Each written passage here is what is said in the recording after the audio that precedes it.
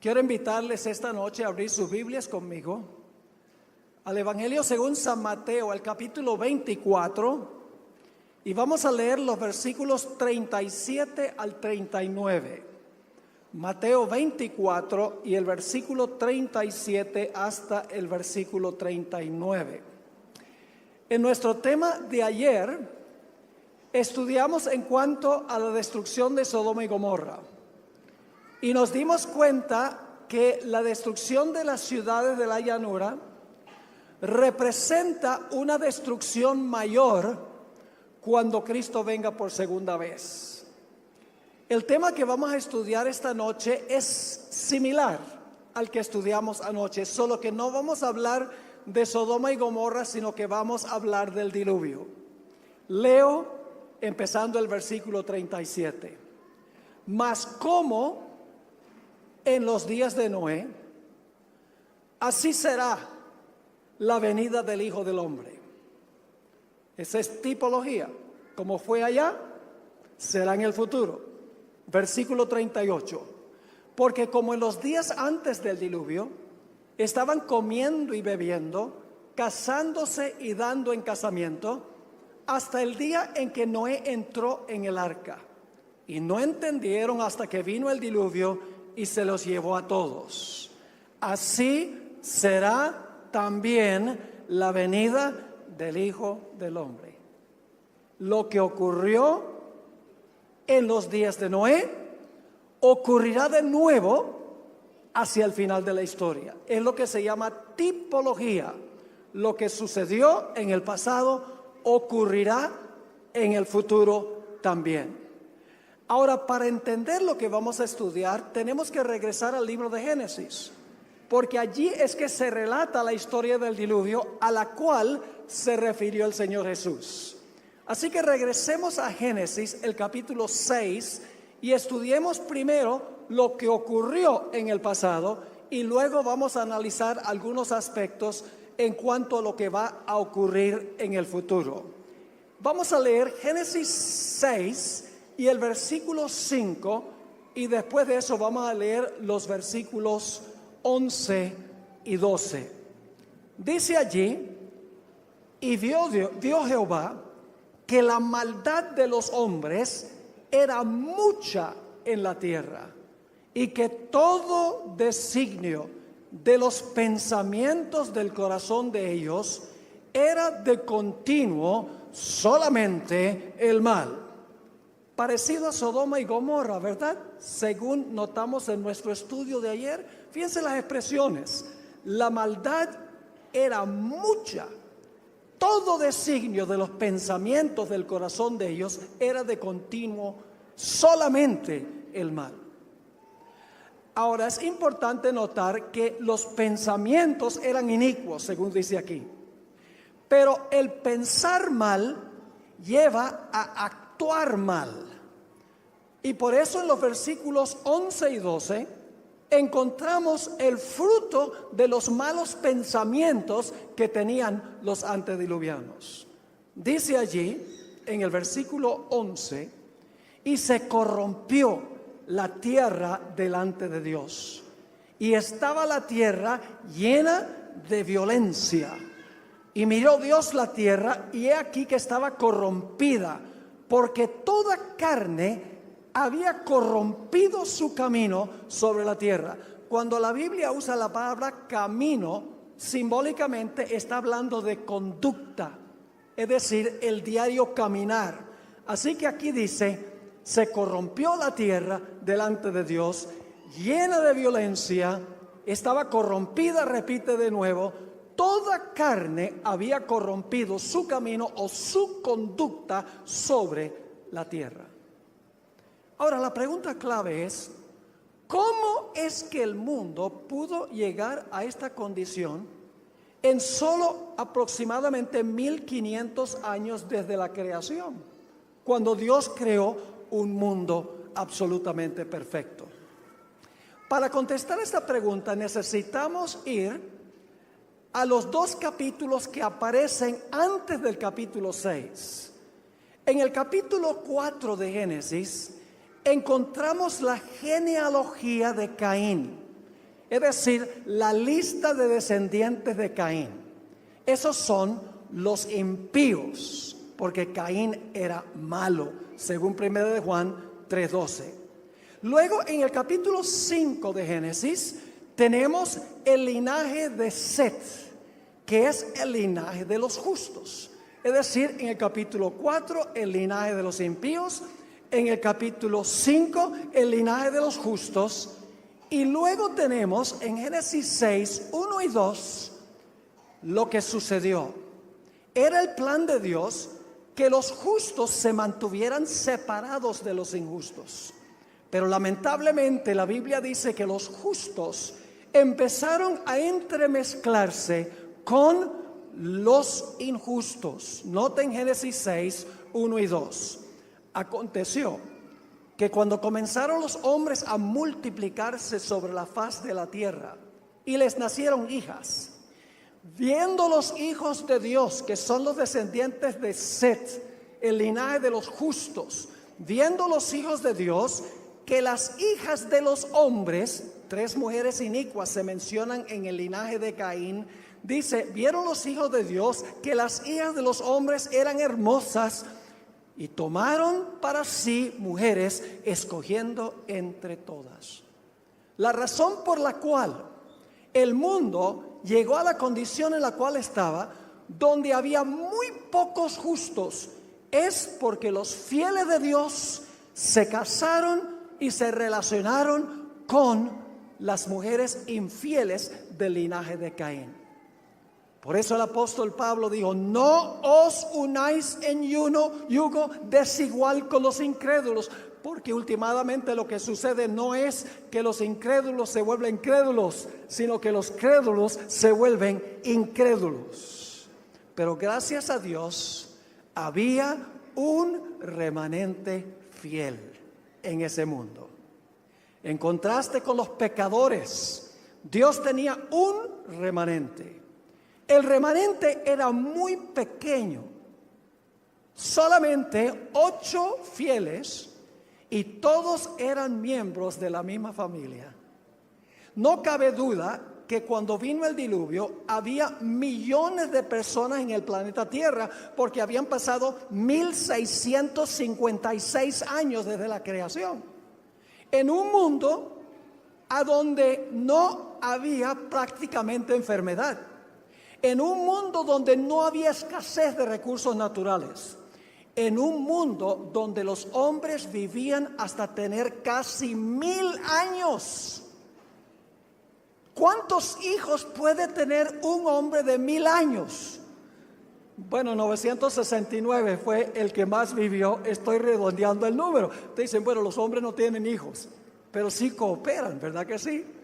Ahora, si los hombres vivían esa cantidad de tiempo, indudablemente las mujeres también eran muy longevas. Es decir, que en ese mundo no cabe duda que había millones de personas.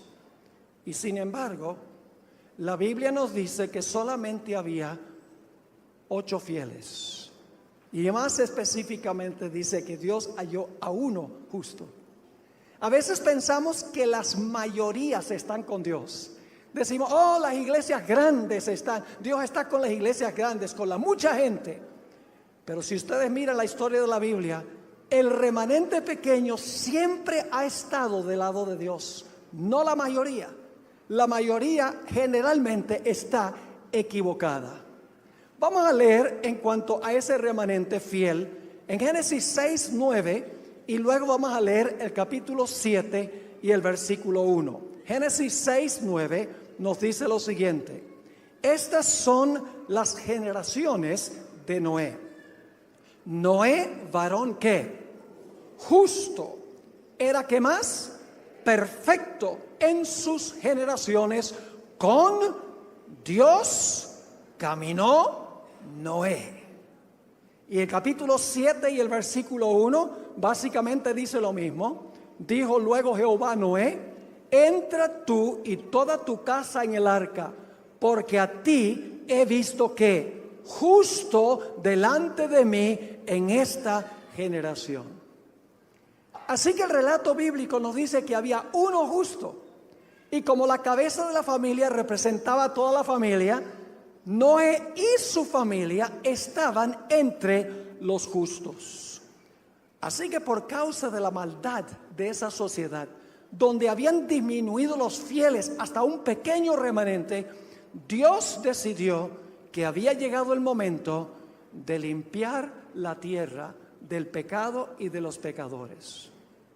Pero antes que Dios destruyera el mundo y a los pecadores, Dios dio un periodo de oportunidad o de gracia. Génesis 6 y el versículo 3 nos dicen cuánto tiempo duró ese periodo que Dios estableció de oportunidad para salvarse. Dice allí en Génesis 6:3, y dijo Jehová: no contenderá mi espíritu con el hombre para siempre. Es decir, la paciencia de Dios tiene límite. La misericordia de Dios tiene límite. Lo vemos en esta historia del diluvio. Porque dice, no contenderá mi espíritu con el hombre para siempre. Porque ciertamente él es carne. Mas serán sus días, ¿cuánto? 120 años. Así que Dios dijo, le voy a dar a esta civilización 120 años de misericordia y de gracia para que se arrepientan y cambien sus caminos. Pero ¿cómo sabría esa gente que Dios le iba a dar ese periodo si no había quien predicara ese mensaje? Así que Dios levantó a este hombre fiel, a Noé, para que predicara el mensaje a esa sociedad antediluviana. Ahora, en Génesis no dice que Noé predicó, pero vamos al Nuevo Testamento y allí sí dice que Dios llamó a Noé para predicar y amonestar al mundo. Segunda de Pedro, el capítulo 2 y el versículo 5, Segunda de Pedro 2 y el versículo 5, nos dice que Dios llamó a Noé para advertirle al mundo que Dios les daba 120 años de misericordia. Dice allí en 2 de Pedro 2:5, y si no perdonó al mundo antiguo, sino que guardó a Noé. ¿Y qué fue Noé? Pregonero. ¿Qué es un pregonero? Es un predicador, ¿verdad? Pregonero ¿de qué? De justicia, con otras 7 personas, trayendo el diluvio sobre el mundo de los impíos. Ahora, el mensaje también iba acompañado del poder del Espíritu Santo. Es decir, el mensaje de Noé no solamente fue un mensaje de él, el Espíritu Santo acompañó su mensaje. Y usted dice, ¿dónde dice eso?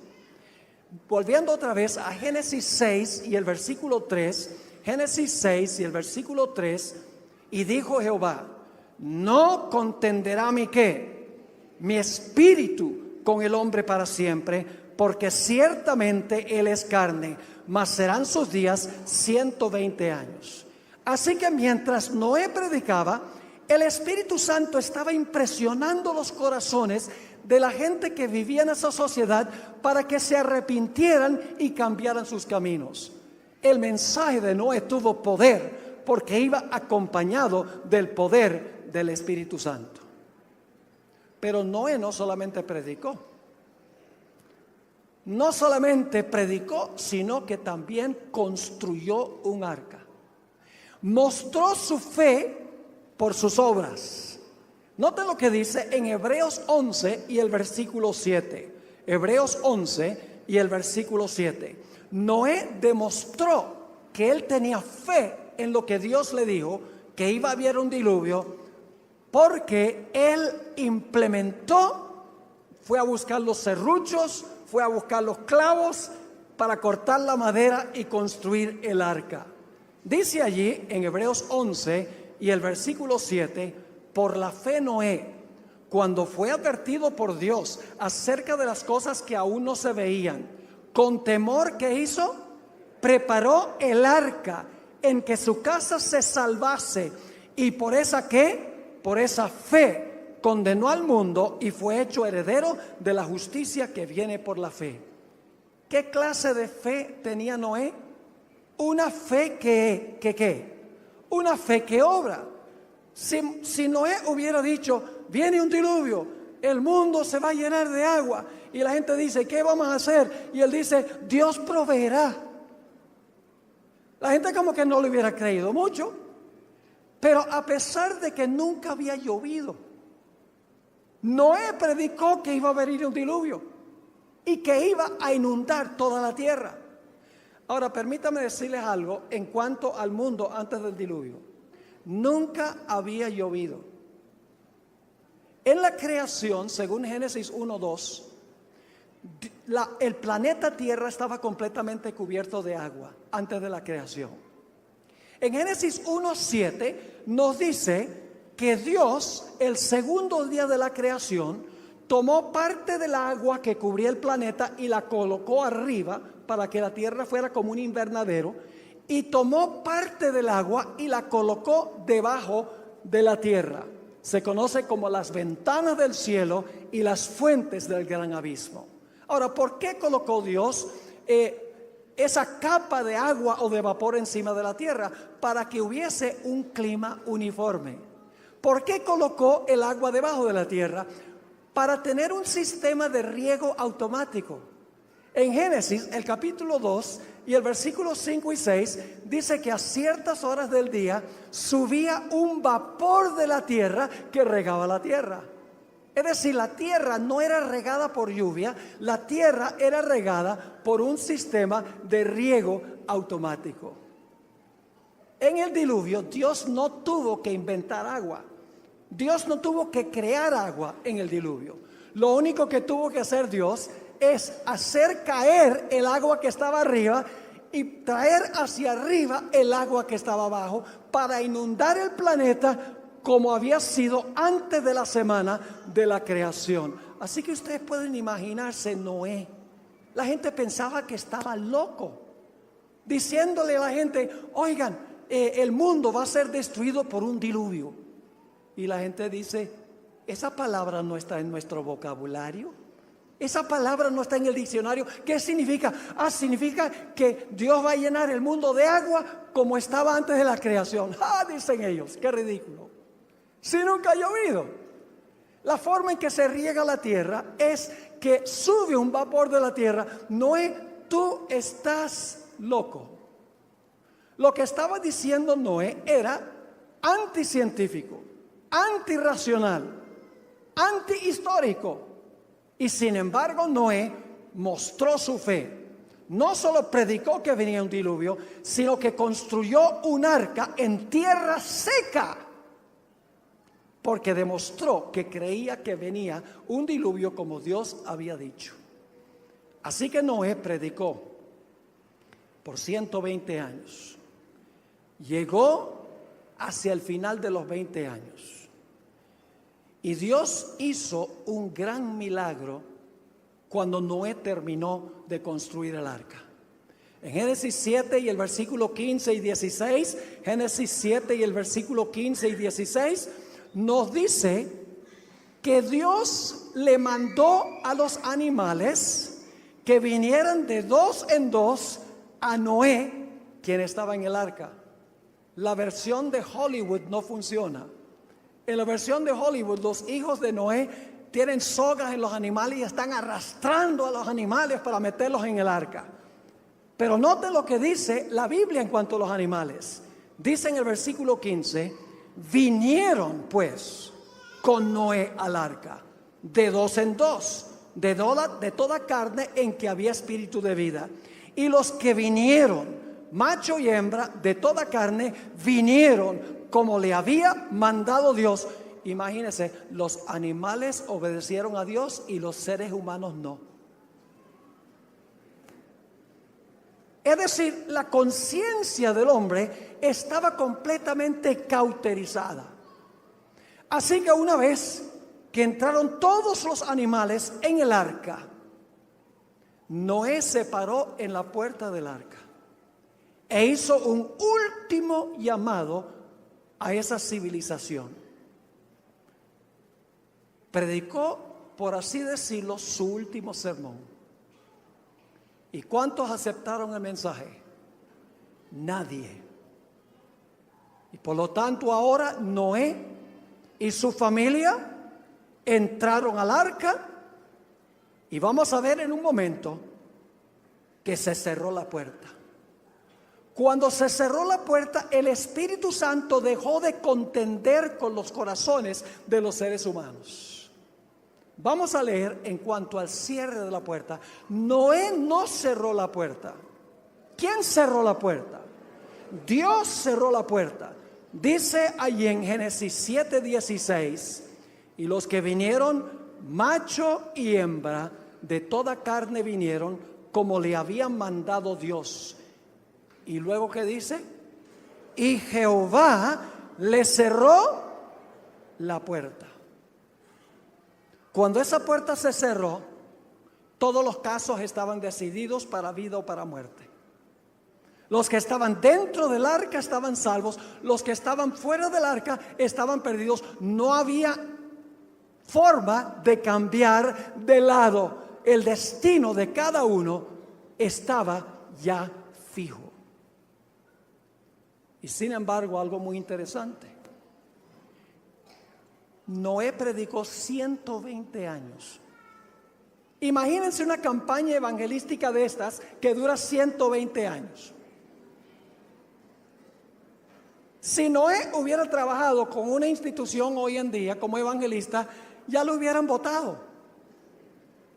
Porque predicó 120 años y el fruto fueron 7 personas y todas eran miembros de su propia familia. Es decir, la vasta mayoría, millones y millones, rechazaron el mensaje.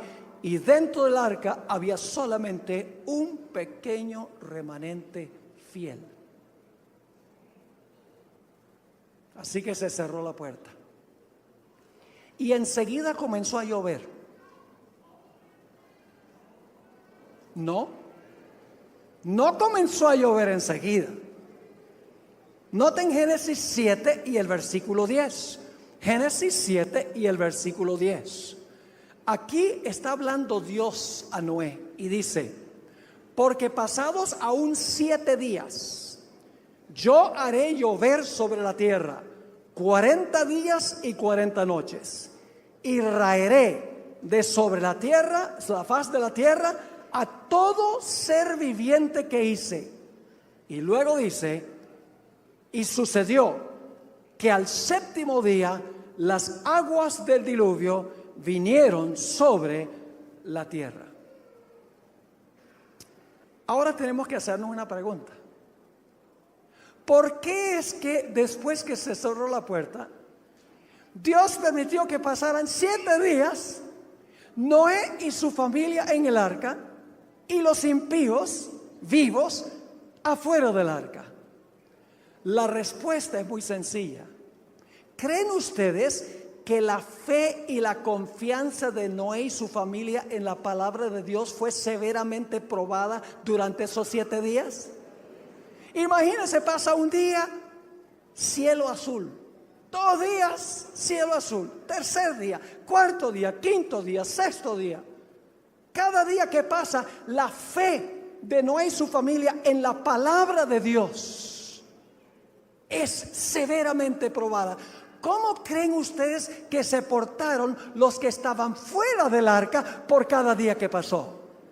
Cada día más altaneros, cada día más violentos. Es decir, la fe de los de adentro fue probada cuando se cerró la puerta, y los impíos se volvieron cada vez más altaneros durante esos 7 días. ¿Saben por qué es que Dios permitió que pasaran 7 días? Porque Él quería enseñar que como en los días de Noé, así será la venida del Hijo del Hombre. Vamos a ir a eso en unos momentos. Pero recuerden que la razón por la cual Dios permitió que pasaran 7 días era para probar la fe y la confianza de Noé y su familia en la palabra de Dios, y al mismo tiempo para permitir que los impíos tuvieran su día de victoria. Y luego, después de los 7 días, vino el agua. Vamos a leer Génesis 7 y el versículo 11. Génesis 7, 11. Ahora el agua que Dios colocó arriba y el agua que colocó abajo, ahora va a traer el agua hacia arriba y el agua hacia abajo y va a llenar el planeta como estaba originalmente. Dice allí, el año 600 de la vida de Noé, en el mes segundo, a los 17 días del mes, aquel día fueron rotas todas las fuentes del grande abismo y las cataratas de los cielos fueron abiertas y hubo lluvia sobre la tierra 40 días y 40 noches.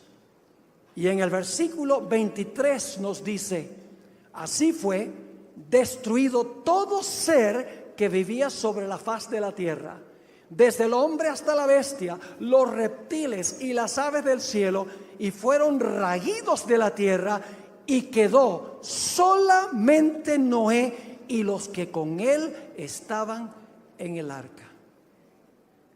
Es muy difícil para nosotros imaginarnos cómo habrá sido cuando se rompieron las fuentes del abismo y las cataratas de los cielos. Hubo un desastre en el año 2011 que nos da una pequeña ilustración en miniatura cómo habrá sido globalmente. ¿Recuerdan ustedes el terremoto y el tsunami que hubo en Minato, Japón, en el año 2011? Recuerdo las imágenes por televisión, cómo la inmensa ola de agua del mar pasó por encima del muro de retención y se llevó todo lo que estaba por delante: carros, barcos, casas, personas y aún la planta nuclear que estaba en la orilla. Todo parecía ser una película para mí de Hollywood, parecía irreal. Pero esa calamidad no se compara nada con la calamidad del diluvio, porque el diluvio fue global. El diluvio fue un evento catastrófico, cataclísmico.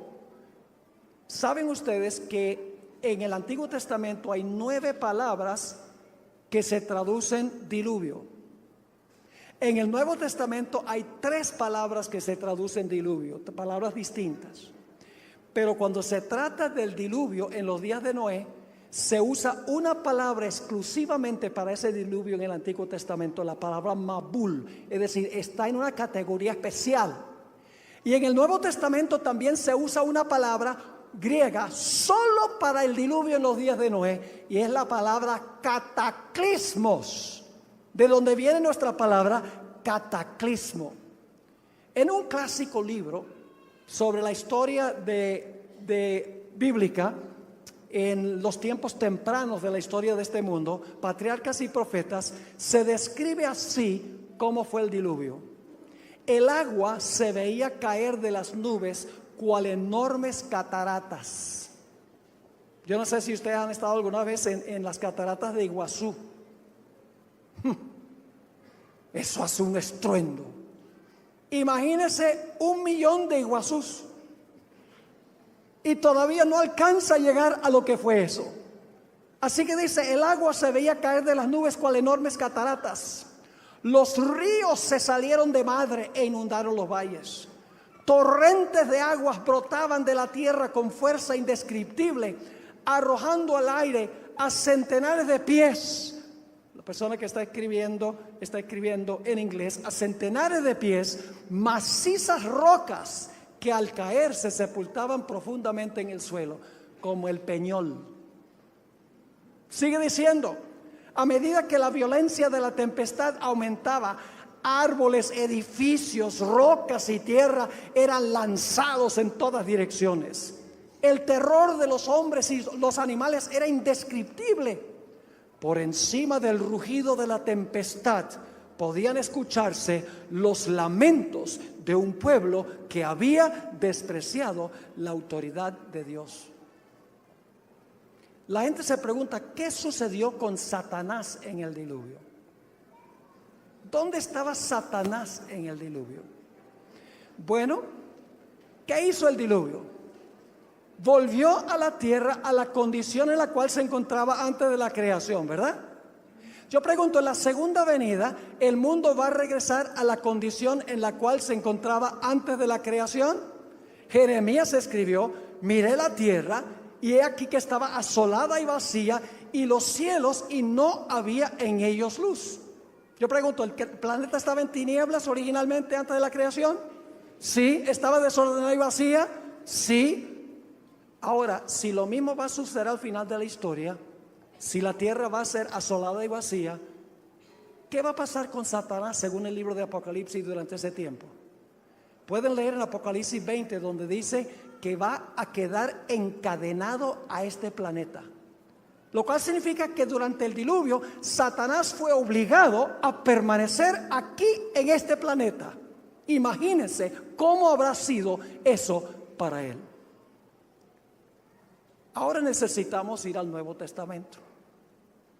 Vamos a Mateo, el capítulo 24, y vamos a leer otra vez los versículos 37 al 39.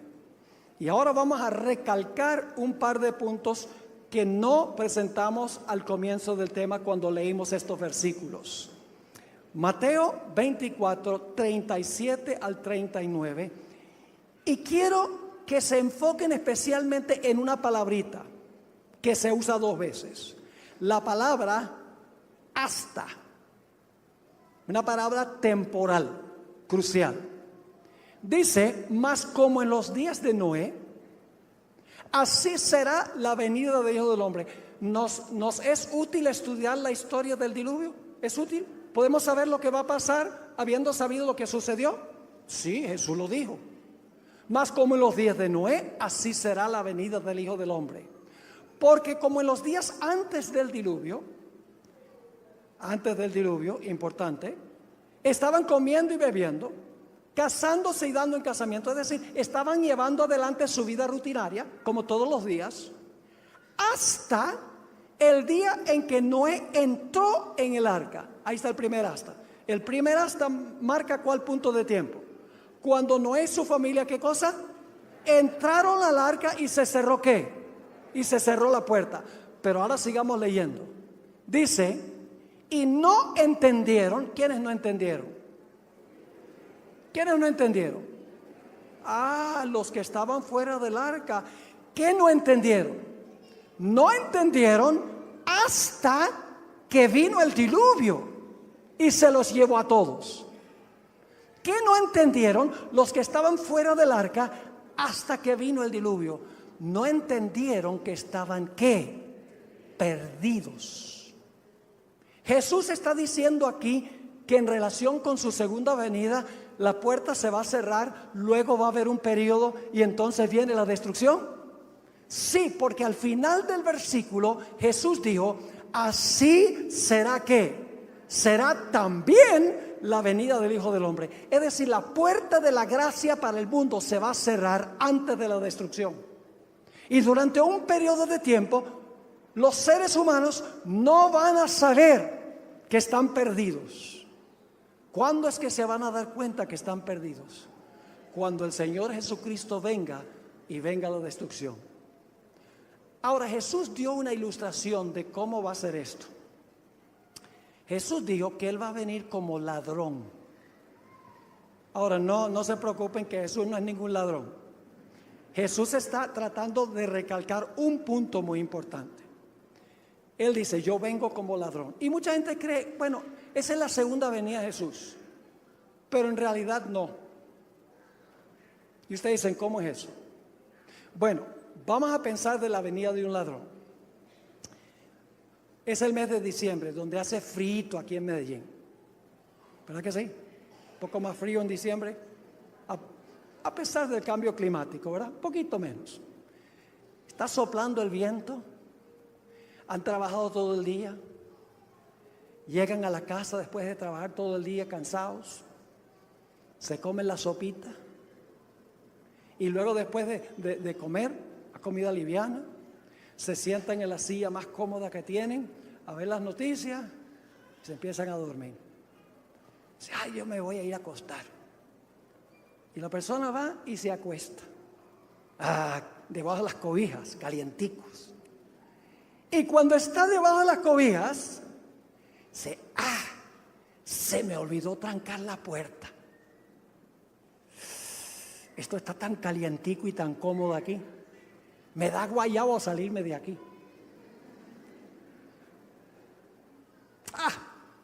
Yo llevo viviendo 25 años en esta casa y nunca ha venido el ladrón. Y la persona se queda en la cama y esa noche llega el ladrón. A medianoche. ¿Y la gente en la casa qué está haciendo? Todos están durmiendo. Y el ladrón entra a la casa, se roba el televisor, el iPad, la computadora, el dinero, todo lo que consigue y se va. Los que están en la casa entendieron que llegó el ladrón. No entendieron que llegó el ladrón. ¿Por qué? Porque estaban dormidos. Por eso Jesús dijo, velad. Porque no saben cuándo la puerta se va a cerrar. ¿Cuándo es que la familia descubre que el ladrón vino? Descubren que el ladrón vino por la mañana cuando se despiertan, pero ya es demasiado tarde. ¿Están entendiendo lo que está diciendo Jesús? Es decir, la puerta de la gracia es la llegada del ladrón. Como se cerró la puerta antes del diluvio, se va a cerrar la puerta de la gracia para el mundo. Así como la fe de Noé y su familia fue severamente probada en una tribulación, de la misma manera el pueblo de Dios en la tierra pasará por lo que Jesús llamó como la gran tribulación. Y así como los impíos se volvieron cada vez más altaneros contra Noé y su familia, de la misma manera los impíos se van a volver altaneros contra el pueblo de Dios. No sabiendo los impíos que están perdidos, sino hasta que venga la destrucción.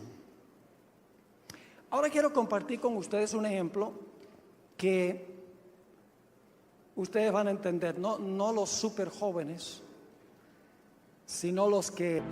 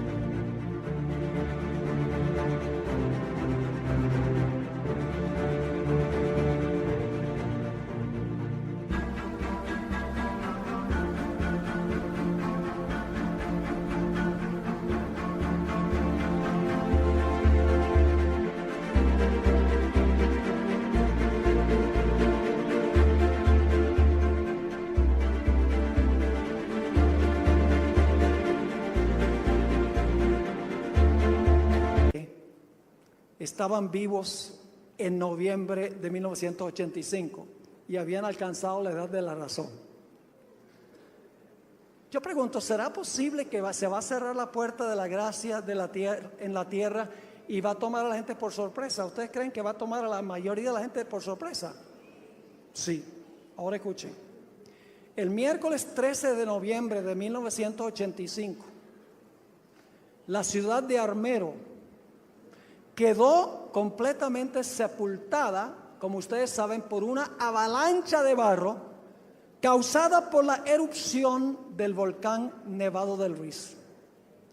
Los habitantes de la ciudad, yo he visitado ese lugar y he hablado con personas que viven allí ahora.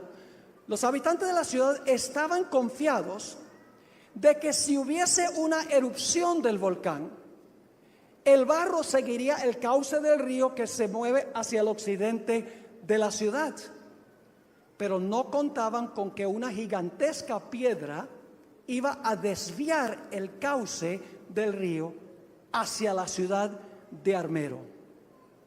En esa sola noche perecieron 22,000 personas.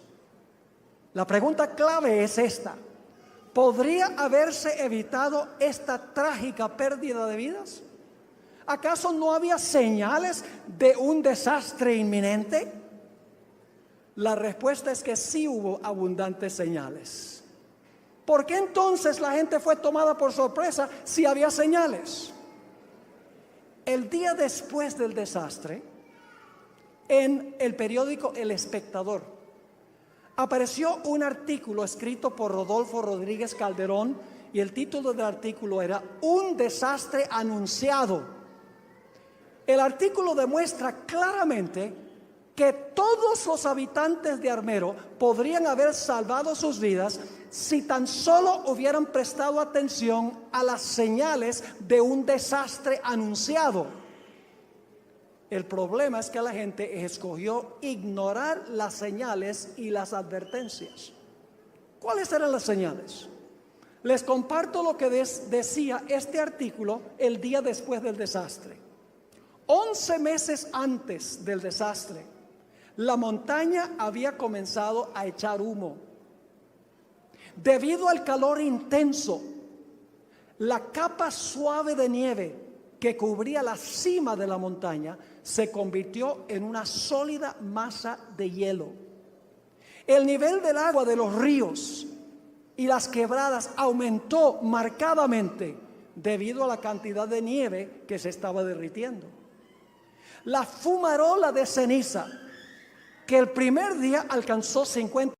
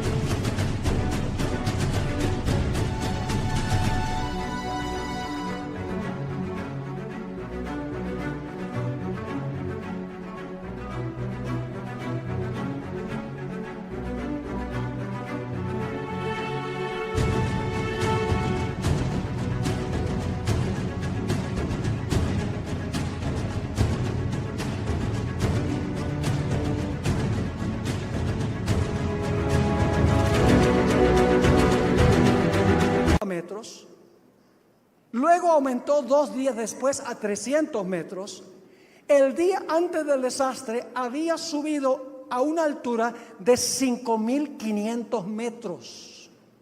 El 11 de septiembre la tierra comenzó a temblar en una intensidad de 3 en la escala de Mercalli. En ciertas ocasiones los que sobrevivieron dijeron que podían escuchar el rugido de la montaña. Las autoridades tuvieron que cerrar las carreteras porque habían deslices de barro que no permitían transitarlas. Los que sobrevivieron afirmaron que no era posible mantener las casas y los muebles limpios. Estaban todo el tiempo llenos de arcilla. La gente podía sentir el olor de azufre en el aire. La noche del desastre hubo una lluvia torrencial con un viento de la intensidad de un huracán. Todo lo que yo estoy compartiendo con ustedes no solamente está en el artículo, sino que yo he tenido una entrevista con el pastor Rueda, quien era pastor allí y perdió a toda su familia porque él había ido a predicar a otra parte. Varios testigos que sobrevivieron dijeron que había una oscuridad casi sobrenatural. Yo pregunto, ¿había señales de que venía un desastre? Sí, pero la gente escogió ignorar las señales. Y la pregunta es, ¿por qué escogieron ignorar las señales? Por la misma razón que la gente antes del diluvio escogió ignorar el mensaje de Noé. Decidieron escuchar las voces de los expertos que decían que no podía suceder. En el mismo artículo que yo les mencioné del Espectador, a las 7 de la noche, y no voy a mencionar los nombres, tengo los nombres de todos los personajes, pero no lo voy a mencionar, el sacerdote de la ciudad anunció por radio: no hay razón para tener pánico, por favor conserven la calma. La defensa civil en un mensaje oficial por radio afirmó: no hay razón para preocuparse. El obispo del pueblo le advirtió al pueblo que tuviera cuidado con los fanáticos que querían dejar la impresión de que había un desastre inminente. El alcalde de la ciudad dijo: no se preocupen. Después del desastre, el gobernador del departamento del Tolima afirmó: el desastre no se podría haber predicho de antemano. El científico colombiano Jaime Villegas Velázquez dijo: este volcán nunca estallará, nada va a pasar, tengan cuidado con las especulaciones y las exageraciones. El secretario de Minas dijo: nada pasará. Aún el geólogo norteamericano Darrell Hurd había dicho: es muy improbable que la ciudad pueda ser sepultada por rocas, lava o barro. El Comité Regional de Emergencias esa misma noche impartió el siguiente mensaje: no esperen que las ventanas se quiebren, no esperen oscuridad ni lava corriendo cuesta abajo, no esperen una gran cantidad de ceniza, entre otras cosas. En vez de prestar atención al mensaje de las señales, decidieron hacerle caso al mensaje de los tales llamados expertos. Los habitantes de Armero no sabían que la puerta de la gracia para ellos se había cerrado. El barro se llevó prácticamente a todos, y como en el diluvio, quedaron pocos. El Señor Jesucristo nos advirtió de que nosotros debemos aprender lecciones de experiencias como estas. En Marcos 13, 33 al 37, el Señor Jesucristo dijo lo siguiente, y hay una palabrita muy importante que se repite varias veces. Jesús dijo: pero de aquel día y de la hora nadie sabe, ni aun los ángeles que están en el cielo, ni el Hijo, sino el Padre. Mirad, ¿qué más? Velad, ¿qué más? Y orad, porque no sabéis cuándo será el tiempo. Es como el hombre que, yéndose lejos, dejó su casa y dio autoridad a sus siervos y a cada uno su obra, y al portero mandó que ¿qué? Que velase, es decir, significa estar despiertos. Luego Jesús dijo, versículo 35, velad, pues, porque no sabéis cuándo vendrá el Señor de la casa, si al anochecer, o a la medianoche, o al canto del gallo, o a la mañana, para que cuando venga de repente no os halle durmiendo. Y lo que a vosotros digo, a todos lo digo, ¿qué cosa? Velad. Eso significa prestar atención a las señales que están ocurriendo. La gente secular dice, esa idea de que el Señor Jesucristo va a venir en una nube en el cielo, eso es un mito. ¿Quién va a creer eso? Eso nunca ha pasado. Es anticientífico. Nunca ha sucedido en la historia. Es ilógico, es irrazonable. Y mucha gente, tal vez la mayoría de la gente en el mundo, se come el cuento y dice, de verdad que eso parece un cuento de hadas. Lo mismo decían en los días de Noé. Ahora ya para terminar, mis queridos hermanos y amigos, nadie sabe cuándo se va a cerrar la puerta de la gracia para el mundo. Pero yo quiero decirles que hay dos puertas de la gracia que se cierran. Una puerta que se cierra es aquella de la cual hemos hablado, cuando se va a cerrar la puerta de la oportunidad para todo el mundo. Cuando ya se ha predicado el Evangelio con el poder del Espíritu Santo, el pequeño remanente ha aceptado el mensaje, la vasta mayoría lo ha rechazado, y entonces llega el momento cuando todos han tomado su decisión, que se va a cerrar la puerta de la gracia para todo el mundo. Y los salvos estarán salvos y los perdidos estarán perdidos. Pero hay otra puerta de la gracia. Es un cierre de la puerta individual de la gracia. Escuchen bien. Si yo llegase a morir esta noche, mi puerta de la gracia se cerró.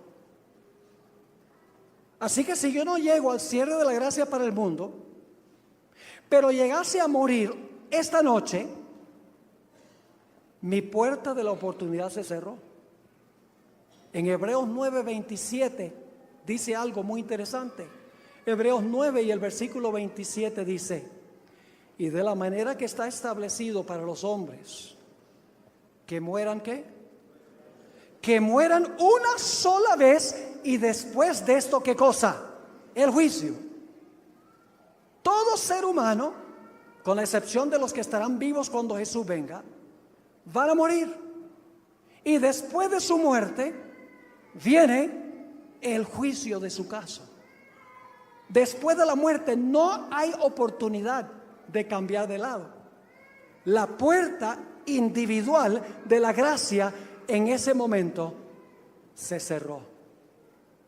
Pensamiento solemne, que si no llegamos al cierre de la gracia para el mundo, pero si llegamos al cierre de la gracia individual, sucederá exactamente lo mismo.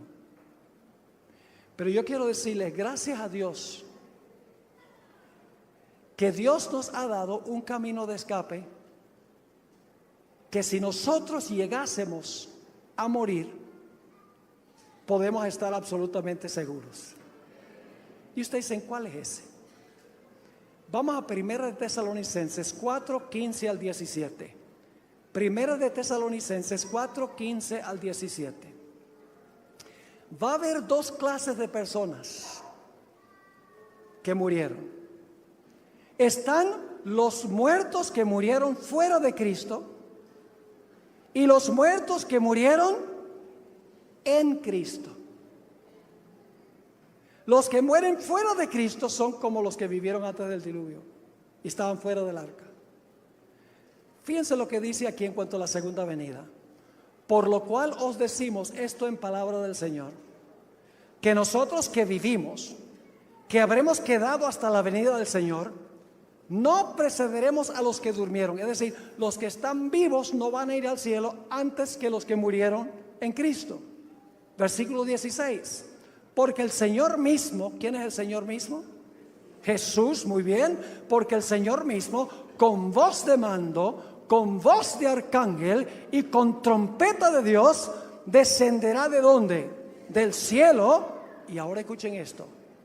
Y los muertos en Cristo resucitarán primero. ¿Los que mueren en Cristo tienen razón de temer? No. ¿Saben? Yo viajo mucho por avión. Estoy por cumplir ahora casi 7 millones de kilómetros desde el año 1991 en una sola empresa aérea. Y la gente me pregunta, dice, pastor, ¿usted no tiene miedo de montarse en un avión? Y yo le digo, no, ¿por qué? Porque se puede caer el avión. Le digo, sí, ¿cuál es el problema? Se muere. Le digo, sí, ¿cuál es el problema? ¿No tiene miedo de morir? No, porque estoy en Cristo. Y los muertos en Cristo resucitarán primero. La clave entonces es estar en Cristo. Y si morimos, nuestro caso está seguro. Ahora la pregunta clave es, ¿cómo podemos nosotros estar en Cristo? ¿En qué momento es que llegamos a estar en Cristo? Gálatas 3, 26 y 27. Gálatas 3, 26 y 27. Aquí nos dice en qué momento oficialmente nosotros llegamos a estar en Cristo. Dice lo siguiente: pues todos sois hijos de Dios por la fe en Cristo Jesús. Porque todos los que habéis sido ¿qué? Bautizados en Cristo, de Cristo estáis revestidos. ¿Cuándo es que Cristo me cubre con el manto de su justicia para que yo esté en Él? En el momento del bautismo. Y ustedes dicen, ¿por qué en ese momento? Les voy a repetir algo que dije en una presentación anterior. El bautismo bíblico es un bautismo de adultos, o por lo menos de personas que han alcanzado la edad de la razón, porque la Biblia dice que es necesario arrepentirse y bautizarse. Es necesario confesar los pecados y luego bautizarse. Además de eso, el bautismo en la Biblia es un bautismo siempre por inmersión. Es decir, la persona es sumergida debajo del agua. Y algunos dirán, pero pastor, ¿qué importancia tiene que una persona sea bautizada por aspersión o por infusión o por inmersión? Al fin y al cabo, lo importante es que la persona es sincera. Señor Jesucristo, cuando colgó en la cruz, dijo: consumado es, y dejó de respirar. ¿Qué hizo Jesús mientras estaba en el sepulcro? No respiró. ¿Qué fue lo primero que hizo cuando salió del sepulcro? Respiró de nuevo. Murió, fue sepultado y resucitó. Ahora escuchen bien. Cuando una persona se bautiza por inmersión, sumergido debajo del agua, en miniatura está repitiendo la experiencia de Jesús. Porque antes de que el pastor ponga al candidato debajo del agua, él dice: yo te bautizo en el nombre del Padre, el Hijo y el Espíritu Santo. ¿Qué es lo último que hace el candidato antes que el pastor sumerja a esa persona? Deja de respirar. ¿Y qué hace mientras está debajo del agua? No respira. ¿Y qué es lo primero que hace cuando sale? Respira de nuevo. Está incorporándose en Jesús. En miniatura está siendo incluido en Cristo Jesús. Y si esa persona llegase a morir, está en Cristo y no tiene nada que temer. Y eso se aplica también a los que estarán vivos cuando Jesús venga. Ahora, yo sé que hay muchas personas aquí que no han pasado por esta gloriosa experiencia, la experiencia del bautismo. Y a veces yo digo: ¿por qué razón hay que rogarle a la gente que tome su decisión de bautizarse? Si es el más grande privilegio que uno puede tener, ser sepultado con Cristo, incluido con Cristo, estar en Cristo. ¿Qué cosa más importante puede haber que esa? Por eso cuando Pedro predicó su sermón el día del Pentecostés, ni siquiera tuvo que hacer un llamado, porque la Biblia dice que 3,000 individuos vinieron y dijeron: bueno, Pedro, ¿qué tenemos que hacer? Y Pedro les dijo: arrepiéntanse y bautícese cada uno de ustedes en el nombre de Jesús para perdón de los pecados, y recibiréis el Espíritu Santo. Imagínense qué bendiciones: perdón de los pecados y además de eso recibir el Espíritu Santo en la vida para vivir una vida semejante a la de Jesús. Ahora yo pregunto en esta noche, yo sé que muchos aquí se están preparando para bautizarse, y quiero invitarles que ustedes también se coloquen de pie si han tomado la decisión. ¿Cuántos de los que están aquí esta noche que todavía no han sido bautizados o se han extraviado del Señor y dicen: yo necesito renovar mis votos con Jesús? ¿Cuántos quieren decir: yo quiero pasar por esa gloriosa experiencia del bautismo? ¿Quieren levantar la mano? Por favor, pónganse de pie. Yo voy a orar por ustedes. Mejor dicho, vengan aquí adelante. Los que están parándose, vengan aquí adelante. Yo voy a orar por ustedes. Yo voy a orar por todos los que están respondiendo a este llamado. No dejes pasar esta oportunidad. ¡Qué gloriosa oportunidad es esta! El Espíritu Santo te está llamando en esta noche. Gloria a Dios. Acérquense aquí porque queremos que todos estén aquí cerquita en la plataforma. Tenemos también personas que están en el auditorio. Quiero invitar a los que están en el auditorio que por favor, si pueden movilizarse acá y unirse a este grupo, sería maravilloso. Y tenemos también personas en la cancha. No sé si pueden venir rápidamente también los que están en la cancha. Les invitamos a que se unan a este grupo que tenemos aquí en la plataforma. Por favor, vengan. Los niños que han alcanzado la edad de entender lo que significa entregarse a Jesús también pueden venir. Los jóvenes pueden venir. Los de la tercera edad pueden venir. La puerta está abierta para todos los seres humanos, todos los que no han pasado por esta gloriosa experiencia. La Biblia dice: hoy es el día de la salvación. Si hoy oyeres su voz, no endurezcáis vuestro corazón. ¿Saben ustedes que hay dos poderes aquí en esta noche?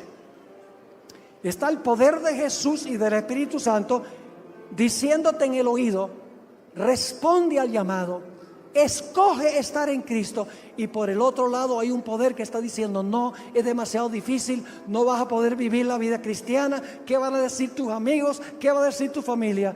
No hagan caso a nada de eso. Sencillamente oigan la voz de Cristo Jesús.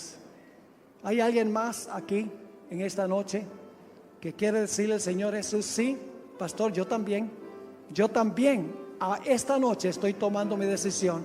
Quiero estar en Cristo, que si llegase a morir, puedo tener la certeza de una gloriosa resurrección en aquel día cuando Jesús regrese. Damos gloria a Dios por este lindo grupo. Gloria al Señor. El Espíritu Santo ha obrado. Quiero felicitarlos por tomar la mejor decisión de su vida. No hay decisión más importante que esta, porque es una decisión de vida eterna. No para vivir en este mundo, sino para vivir en un mundo mejor. Gloria a Dios. Vamos a esperar unos instantes para ver si alguna de las personas que están en el auditorio y las personas que están en la cancha tienen la oportunidad de venir y unirse a este grupo. Si alguien más aquí en este auditorio, en este templo, quiere venir y unirse a este grupo, este es el momento de hacerlo. No dejen pasar esta oportunidad. Escuchemos las notas del piano y meditemos, inclinemos nuestros rostros, cerremos nuestros ojos y pidámosle, hermanos y hermanas, que aquellas personas que deben responder a este llamado lo hagan esta noche. Oremos fervientemente para que el Espíritu Santo toque los corazones de cada persona que necesitan decidir esta noche. Que el Espíritu Santo gane la lucha en sus corazones.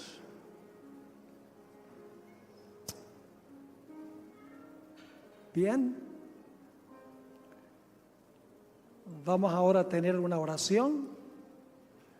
Si durante la oración hay otros aquí que quieren también responder al llamado, aún durante la oración, vengan y únanse a este grupo. Demuéstrenle a Jesús que ustedes están decidiendo esta noche que van a incorporarse en Él y van a ser hijos e hijas de Dios. Oremos. Nuestro Padre, nuestro Dios, te damos gracias por llamarnos de tinieblas a tu luz admirable. Te damos gracias porque nos has dado un camino de salvación. Gracias porque no nos dejaste en este mundo para perecer, sino que enviaste a Cristo Jesús para vivir una vida perfecta, para cargar nuestros pecados.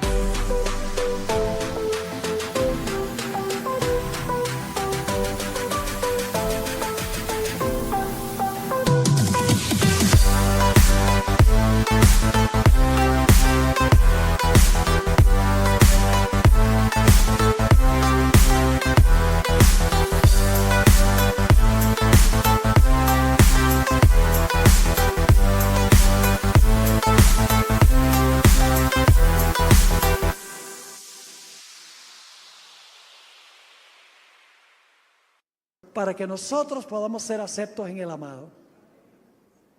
Te doy gracias, Padre, por este grupo de personas que han respondido. También tenemos personas que están viendo a través del internet. Te ruego, Señor, que tú les ayudes a entrar a la página para que ellos también expresen su deseo de bautizarse y de entregarse a Jesús. Bendice a aquellas personas que están en el auditorio, las personas que están en la cancha, que tal vez no tuvieron tiempo de venir acá. Te pido que tú bendigas a cada persona que ha respondido a este llamado y que no permitas que Satanás desanime a ninguna de estas almas preciosas. También te ruego, Señor, por aquellas personas en nuestro medio que sienten el deseo de tomar esta decisión, pero alguien o algo está estorbando. Te ruego, Señor, que antes de terminar estas conferencias, tú les des la valentía de decir: yo también sello mi pacto con Cristo Jesús. Gracias, Padre, por habernos acompañado. Te damos gracias por escuchar esta oración, porque te lo imploramos en el precioso nombre de nuestro querido y amante Jesús. Amén.